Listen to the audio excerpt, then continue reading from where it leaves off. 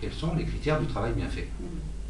Parce que là, on n'est pas sur les critères de qualité de la procédure officielle, la fameuse qualité, avec un Q d'ailleurs majuscule. On est sur les critères du bon boulot, quoi. C'est quoi le bon boulot? Du bon boulot, c'est parfois le contraire d'appliquer la procédure qualité. Il n'y a pas de problème. Qu'il suffirait de bien connaître ses produits, de vendre des produits pour que ça soit... On fait semblant. On se raconte l'histoire, et surtout on veut la raconter aux salariés, c'est tout à fait pareil déjà, que la seule qualité qu'on peut imaginer, qu'on peut penser, la seule qualité à laquelle on a droit, c'est la qualité des produits commerciaux. Mais que le reste, ça, c'est archaïque. C'est des vieilles choses dont on peut se débarrasser, dont on doit se débarrasser. Le déni du conflit. On fait comme s'il n'y avait pas de problème, pas de conflit entre des conceptions de la qualité du boulot, pour le dire comme ça, qui sont différentes. Or, l'entreprise dénie ça. L'entreprise, elle est monocritère. La qualité, c'est le niveau des ventes, parce qu'avec ça, on est concurrentiel. Mais ce qui est injuste, qui est profondément injuste, c'est que dans l'activité des gens de travail ordinaire, la vôtre, éventuellement, peut-être même dans le syndicalisme, hein, ça peut même arriver, il y a des conflits de critères et il y a ce qu'on appelle, nous, des compromis opératoires. C'est-à-dire que les gens, ils font des compromis dans l'activité. Pourquoi les salariés doivent faire ce genre de compromis, y compris avec la qualité officielle, si je peux dire, parce que c'est pas complètement idiot, et pourquoi l'entreprise, elle doit faire aucun compromis. Pourquoi l'entreprise, elle doit avoir un seul critère, alors que les opérateurs, c'est pas un bon terme, les travailleurs, eux, ils passent leur temps à être multicritères. C'est pas facile en plus d'être multicritères, parce que pour rendre compatibles des choses qui sont parfois incompatibles, c'est du boulot. Hein. Je vous dis tout de suite mon point de vue, le syndicalisme, ça devrait servir à ce que ça doit, pardon, et parfois ça sert, à ce que l'entreprise, elle soit contrainte de faire ce compromis-là. C'est-à-dire qu'il y ait des endroits dans l'entreprise où on puisse s'affronter sur les critères de la qualité du travail pour, d'une certaine manière, faire des compromis dynamiques dans lesquels tout le monde n'est pas toujours gagnant, mais en tout cas qui sont finalisés sur le fait que le travail est bien fait, quoi. Le collectif, pour moi, c'est un outil de travail.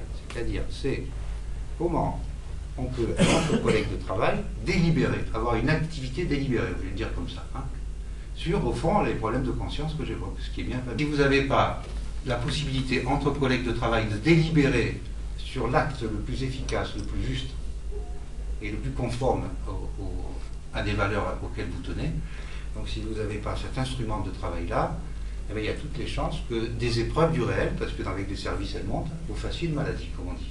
D'ailleurs, entre collègues, on dit soir, tu ne vas pas en faire une maladie. Pour moi, efficacité et santé, c'est presque la même chose. Si vous ne vous sentez pas efficace dans le boulot, vous ne pouvez pas vous regarder en face dans ce que vous faites. Hein. C'est pas vrai. On peut se raconter des histoires. Quoi. Efficace, ça veut dire atteindre les buts qu'on s'est fixés. Enfin, pour moi, efficacité et rentabilité, c'est pas pareil. Hein. Mais efficacité, c'est important pour la santé. La rentabilité, c'est autre chose. C'est peut-être dangereux pour la santé. Les scripts ont une fonction, c'est de se substituer à un autre instrument de travail qu'on n'entretient pas. Les scripts, ils ont comme fonction de se raconter l'histoire, qu'on peut aller droit au but, que c'est simple, et qu'une fois qu'on a bien compris ça, il suffit d'appliquer ça, et le réel est toujours sous la main. Tout ça, c'est de l'activité rentrée, quoi. C'est l'activité qu'on garde sur l'estomac. L'activité empêchée, l'activité contrariée, on l'appellera comme on veut. Ça, c'est la pire des fatigues. Je vais dire, le stress, fondamentalement, c'est ça. La fatigue de ce qu'ils n'arrivent pas à faire, de ce qu'ils voudraient faire, et qu'ils n'arrivent jamais à faire, de ce à quoi ils croient, et à quoi ils doivent aussi renoncer tous les jours, parce qu'ils n'y arrivent pas. C'est la fatigue, vous voyez, c'est une drôle de fatigue celle-là, hein, c'est la fatigue de ce qu'on ne fait pas. Eh ben, aujourd'hui, le stress, enfin ce qui fait mal, ce qui empoisonne la vie des gens, c'est cette fatigue-là. Parce que cette fatigue-là, on ne s'en remet pas. Elle s'accumule, on ne la dissipe pas, on ne la digère pas, cette fatigue. On la garde sur l'estomac. Il y a du stress chez les salariés lorsque l'organisation n'a pas les moyens de donner aux salariés les ressources pour faire un travail de qualité. Et si vous renversez le problème comme ça veut dire que ce n'est pas les salariés qui sont trop petits, c'est l'organisation qui est trop petite. Parce que si vous prenez la première définition, dominante scientifiquement et politiquement et socialement, ça vous conduit à un mode de prévention de ces problèmes qui est la prise en charge des petits salariés victimes et fragiles par des grandes organisations philanthropiques. Et si la santé, c'est la capacité d'agir sur son milieu pour le recréer et pour le réinventer,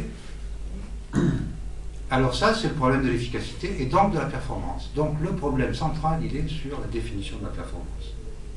Pour que la santé se développe, il faut que les salariés puissent aujourd'hui entrer dans la boîte noire de la performance et redéfinir la performance à partir du conflit sur la qualité du travail qui ne soit plus dénié. Ça veut dire que les institutions, le système de relations professionnelles à la française, il est fatigué. On n'a pas les institutions pour traiter du problème majeur qui est celui de la qualité du travail. Le stress vient du travail mal fait, mais en plus de la surcharge, qui fait que nos règles de métier, elles ne sont pas forcément contredites par un règlement, par un script, une procédure. Nos règles de métier, elles sont contredites par le fait qu'on n'a pas les moyens en volume. Lorsque vous parliez d'endroits pour se confronter sur le travail, je pense qu'il y a un espace qui existe, c'est une vieille loi qui est sur les conseils d'atelier ou les droits d'expression des salariés, voilà, une loi de 83 je crois, qui a été dénaturée, effectivement, qui est devenue quasiment obsolète, mais la loi existe. Je m'occupe en particulier d'un secteur de maintenance. Aujourd'hui, j'assiste et je vois les collègues qui ont du métier, qui connaissent les valeurs de leur métier, qui connaissent à faire leur métier, et on leur demande de plus en plus de ne plus faire leur métier. Et ce que je peux me rendre compte, c'est que les collègues lèvent le pied, c'est-à-dire que ne s'intéressent plus du tout à leur travail.